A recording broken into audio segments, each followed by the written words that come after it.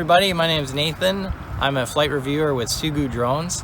Today we're at Muskoka Airport outside of Lake Central Air Services, and we're going to be discussing advanced operations actually at an airport. And of course, these will be little detailed snippets, but we do have more information on all of the topics that we'll cover today available on our website at sugudrone.com.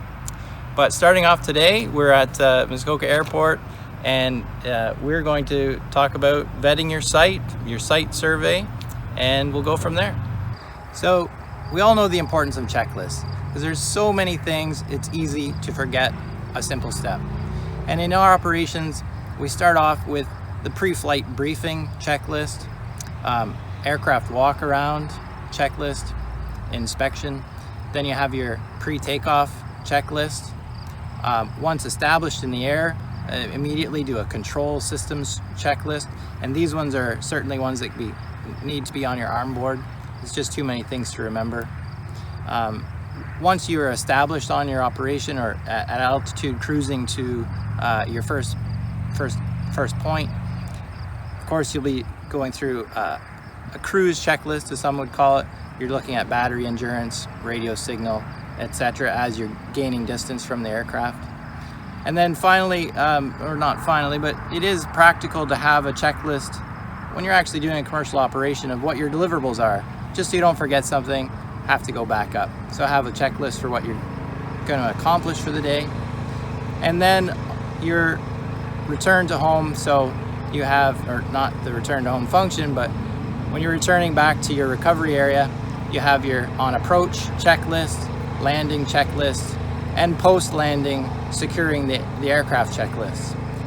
A lot of things to remember, really can't be done without checklists, and having those urgent issues right available on your arm board, very valuable. And of course, emergencies checklist should something go wrong. All right, so one of the first few things that we need to talk about as we get ready to do our advanced operations here in a controlled airspace is, of course, your site survey, site vetting, and choosing the best takeoff and landing position possible. So regarding the site survey, of course, this is something you need to do in advance and prepare, do your homework on the site. And in this case, since we're in controlled airspace on airport property, this is a Class E airport, we of course need permission from the airport management, which we have received.